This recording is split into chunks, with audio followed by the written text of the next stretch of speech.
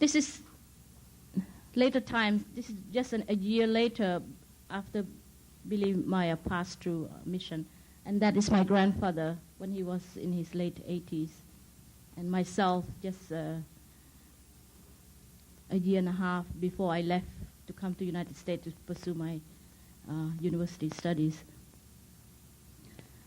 The background a little bit on this is how ashram look all over the place.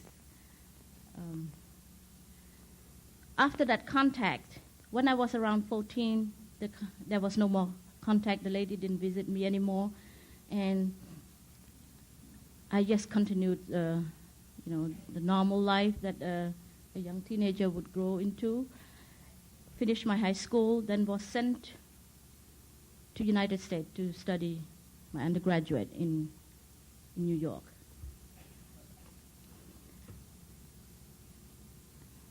As I continued my university studies, I have forgotten all about that contact. It's always, not so much as it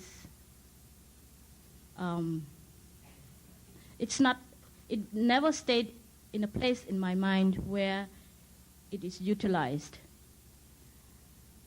I have a life of a person who is newly arrival of United States, newly college student, a new life in front of me. I could not have spent much time dwelling on what took place in my childhood.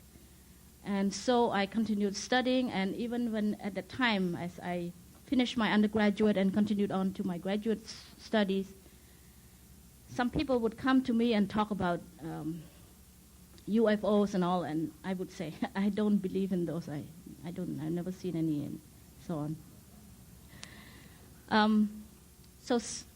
Eventually, almost 5 years ago,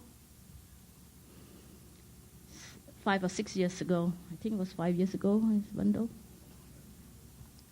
somebody handed me Gary Kinder's book called Light Years. So I looked at it and saw the picture of UFOs, and I thought, this is not my thing. I left it on the shelf and never touched it again. And I went on finishing my graduate work, went to help my country, became a diplomat, was sent back to New York to represent my country at the United Nations, worked at it for 12 years.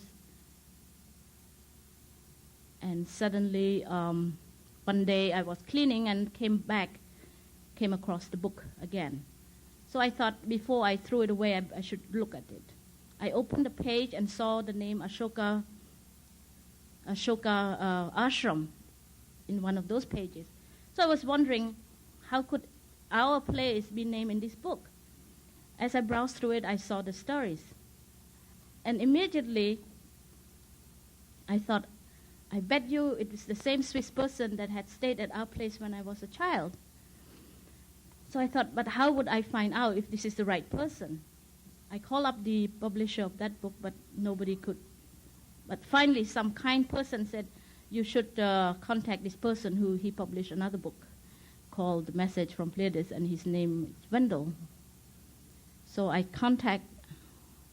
through some miracles, I don't know how I found his number, contacted Wendell and told him, I think, can you tell me if this is the right person who came to stay at my grandfather's place so many years ago, if it's the same being, and so on, and I would like to get in touch with him if he's still alive.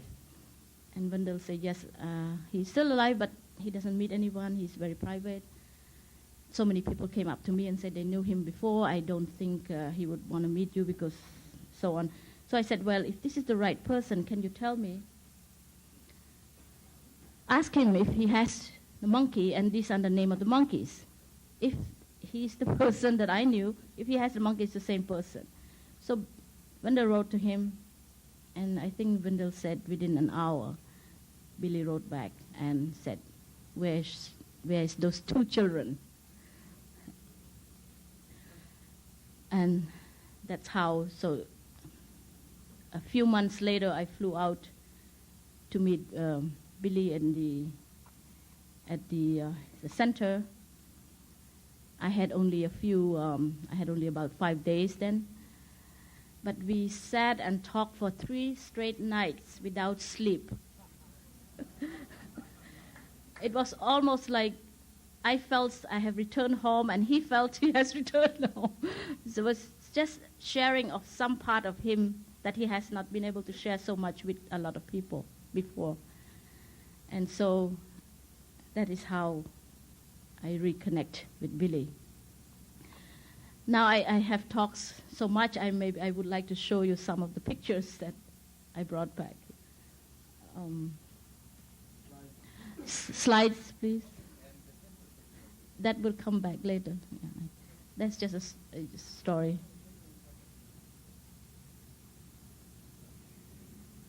It'll take just a second. Number 1. Okay, then maybe I'll go with the picture here first.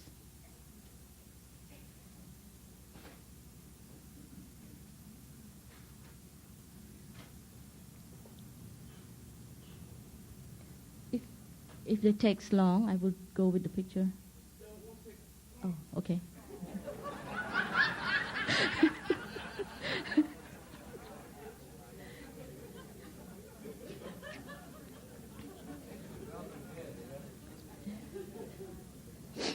Oh, that is the... Oh. This is the background of the tip of the ashram, of the Ashoka ashram. The walls come up to that. The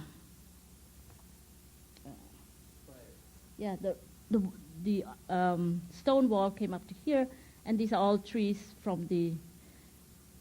So this ship would appear at the time, usually would be around the same time as I have the visitation, or sometime no visitation, but I would see the ship. This was taken by Billy Meier and was presented to me when we first met. Not every day, but almost I would see it once a week or sometime twice a week. There was no timing. Could I have next, please?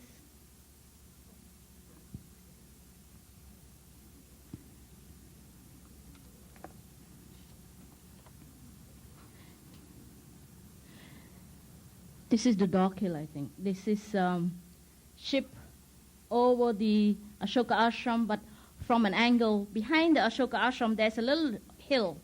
And on top of, next to that hill, we have an area where we make a shelter for animal. It's part of the animal shelter stray animals, feeding and so on, taking care of animals. And we used to call it the Dog Hill. That's our name for it. So this was shot from the Dog Hill. And Billy spent a lot of time working at the animal shelter, help securing the animals and also feeding stray animals, mostly dogs and not monkeys, dogs, cows sometimes, and horses. This was taken on May 24, 1964 at 1:53 p.m. Next one.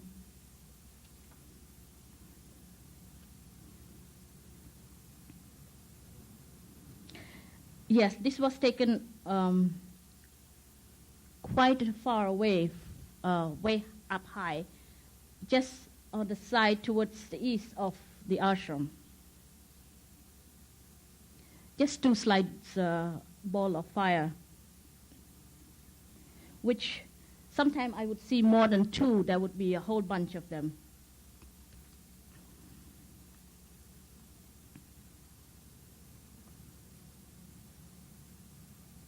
The next one, please. The same one, but taken from. This is taken from a monument in that area It's called the Qutub Minar. This is an old Indian historical monument. It's taken near that area.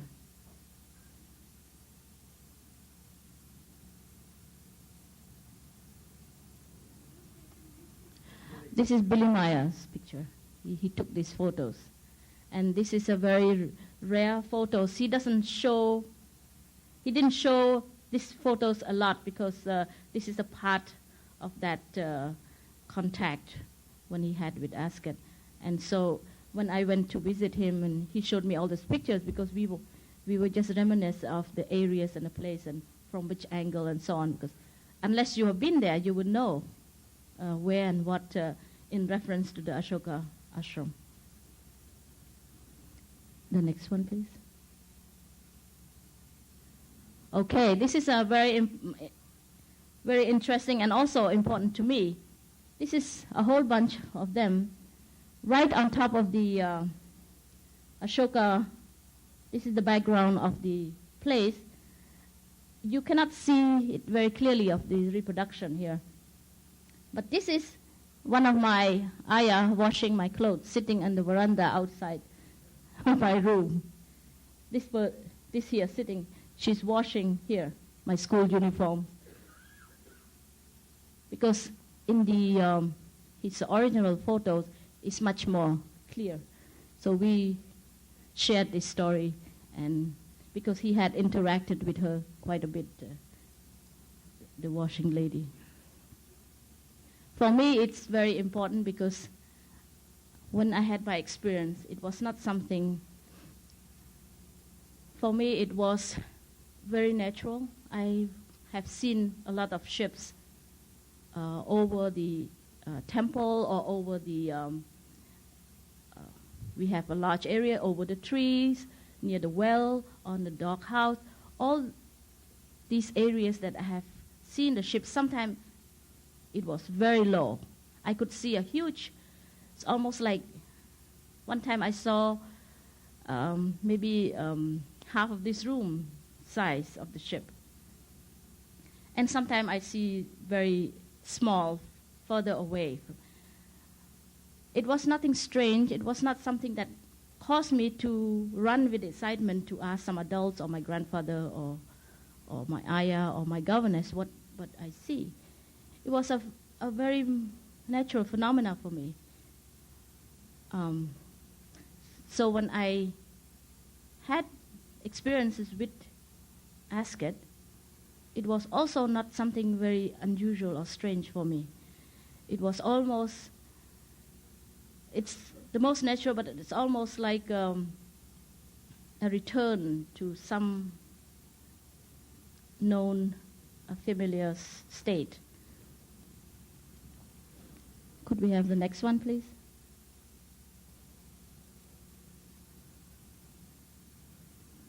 Oh, I think this.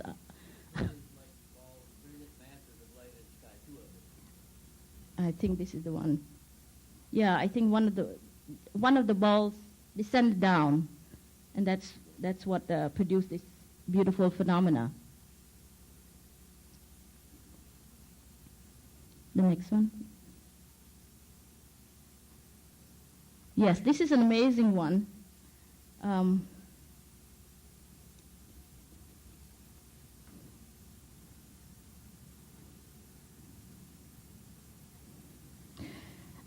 This one. I wrote it. This phenomena, when it shows up like this, it's usually followed by an appearance, another disk, and it, of course, the shape is the craft shape that flows about in and out of the cloud overhead of people. Sometimes there would be a few villagers walking around, and they would look up and see this.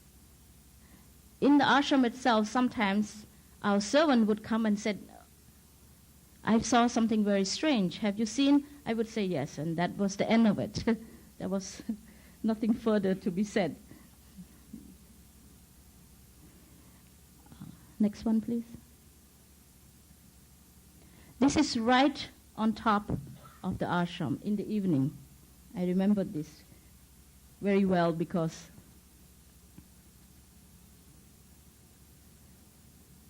sometimes there would be people looking up with me, looking up, and some of them would see the ship very clearly like myself, but some would look at them and said, I don't see it. I don't know where is it. And it's not a very small spot. It's a big spot. But some will not be able to see it. I don't know whether, living in India with villagers around might not have good eyesight. I don't know. I used to think that way, but now I think it might be some other problem. Next one. The same.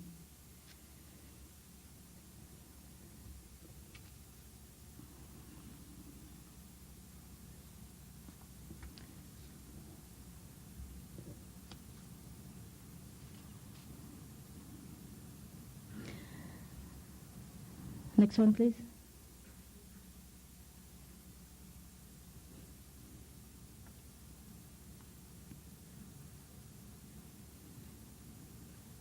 I think this is one of the phenomena where hundreds of people saw this.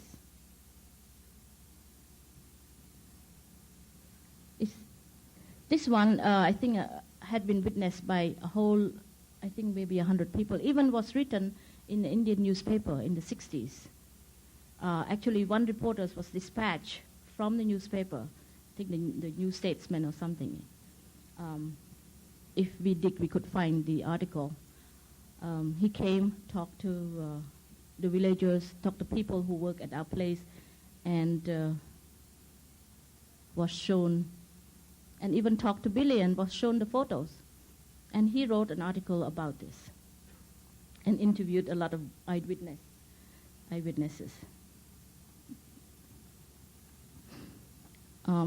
Next, please.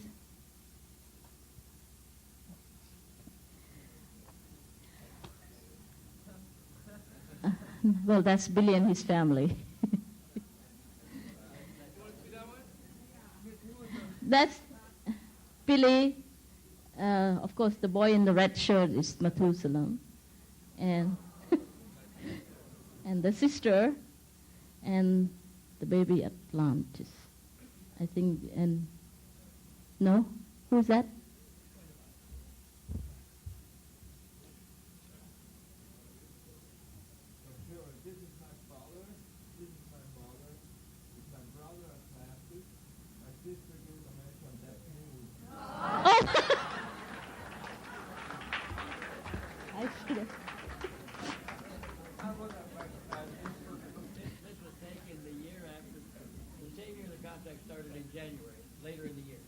Oh, I see. Well.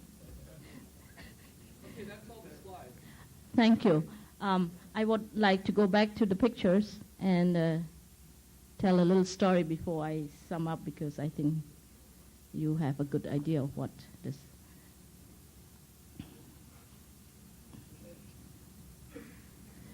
The picture of the temple. This is. It's an inner part of the temple.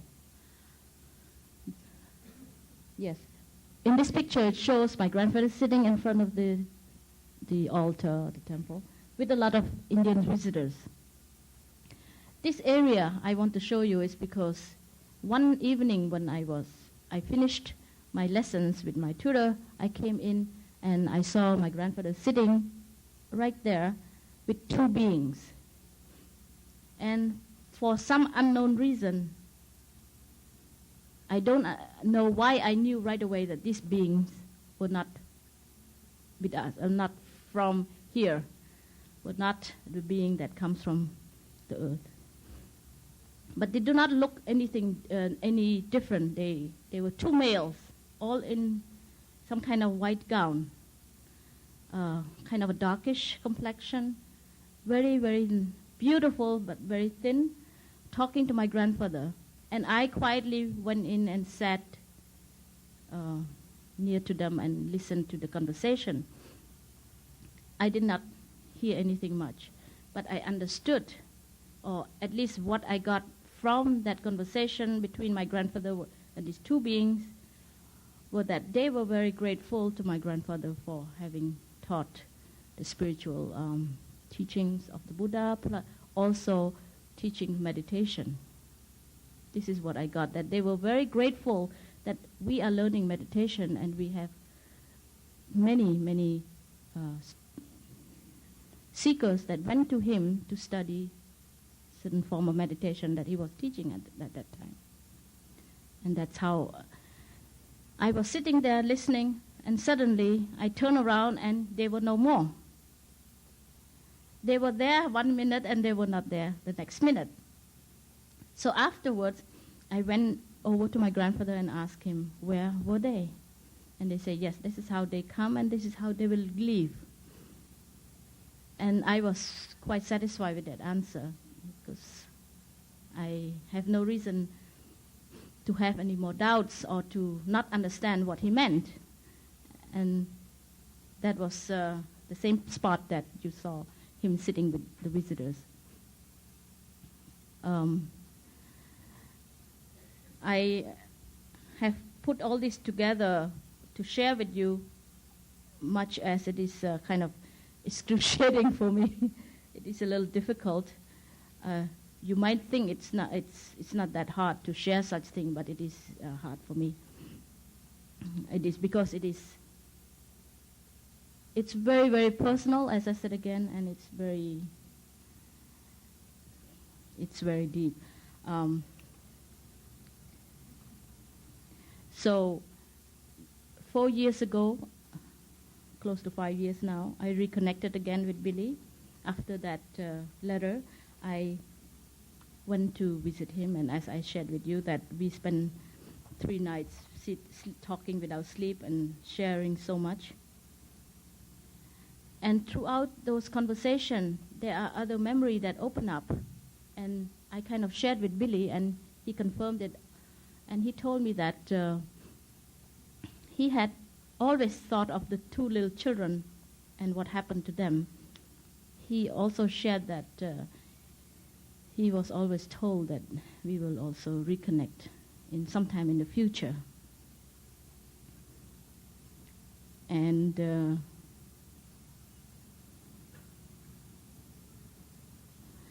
so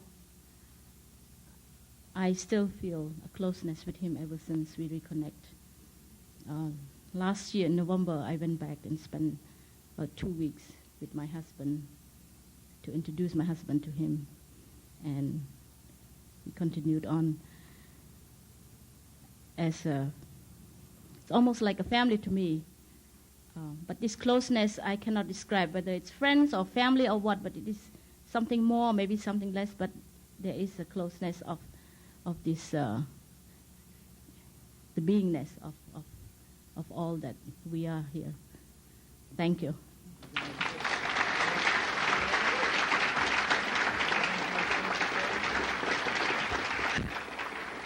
Before thank you very much. I've forgotten. I have just one more thing to share with you. I have a friend in India. She was with me when I was growing up in India. I found her when she came to visit the United States. So I brought her here to share with you briefly. I think Michael will give you.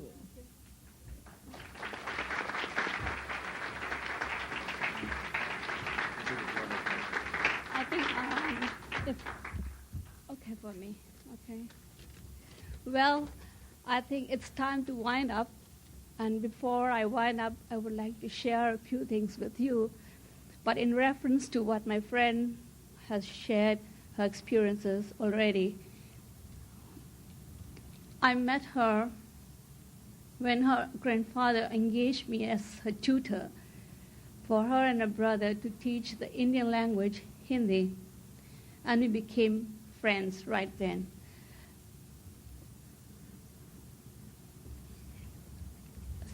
It's been quite long, you see, because we lost contact in between, and it's just like reconnecting again. So, like when I used to teach her, she had been a very good student, but after my teaching is over, we would just sit and chat, or we just go out, walk in the garden, and talk. And sometimes she would talk to me weird things, and she'll say, oh, you see, last night a woman came to my room. She sang to me, and she put me to sleep. Oh, okay. Or sometimes she would say, you know, I saw a spacecraft. Fine. Or she would say, oh, you know, Shashi, oh, there's a woman who also talks to another guy, and she seems to be similar. Well, that woman later I learned is Ascot, and the person she talked about is Billy Meier. And I did not have much experience seeing the spacecraft while she was there. Later, when she left for the States for further studies, I had seen the spacecrafts hovering over the temple. They were similar, round discs with a hub and light emitting light, a strong beam. They would appear as if they were going to land, but they would never make a landing, just hover around for some time. And then they just take a turn and then just go off, you know, they just disappear. But still, you know, I doubted what she had been talking to me. Until one day, while I was taking a walk with her, I saw a whole community of people from the dog hill she mentioned before. I saw a whole community of people tending to a field, busy doing their work. They didn't turn around to look at us, but I was going crazy because I thought maybe, you know, I'm having a vision or something wrong with me. I thought maybe I'll fall down. And in that very instant, when I looked again, I just saw the sight, and I saw the fields. They were geometric in pattern, but not the crops, not in circles as the crops we saw, but geometric like a star or a triangle like that. And the people who were tending to the fields were tall enough, taller than me, of course. They were wearing like long white dresses. And they were bending, the kids were there too. And that flash I always carry in my mind. But I had no one who could explain to me what I saw. But from that day, earlier I used to just brush off whatever she used to tell me as an imagination. But from that day onwards, I became serious. I understood her better, and I became a better person. Regarding Billy Meier, I have an amusing anecdote. She told me, like as she told you just now, that he had two pet monkeys whom he called Emperor Hanuman and Empress Hanuman. Hanuman, as you know, is the Indian monkey god who is venerated for power, for strength, and for protection. So I told her, I said, Phobol, see, what a good combination and what good company they make. See, an animal god and a human cat, because Billy in Hindi means cat. So I said, just see the company, how good they make. A human cat and an animal god. And we laughed. And I carried that anecdote in my mind forever. And the time period she said we were not, she was not in touch while as a student or as a diplomat. I was in India. Now she is reconnecting again with Billy Meier. I'm back with her.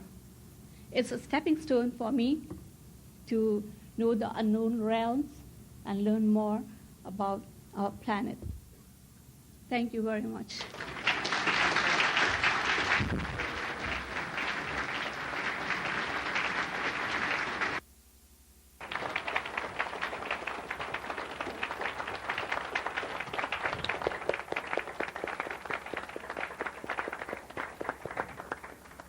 Thank you very much, Rashi and Sashi.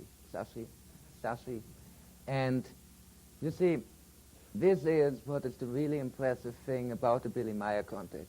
It is not one man going out on his motorbike in a forest in Switzerland taking pictures. It is dozens of people who have life-changing experiences. And that's what the new investigation which we opened last year and where you get the first results is proving and will prove. The Billy Meier contact is much, much more. And maybe it can also change your life, and maybe it can change the world. Because indeed, we are not alone. What we will do now, thank you. Thank you. Thank you very much. What we will do now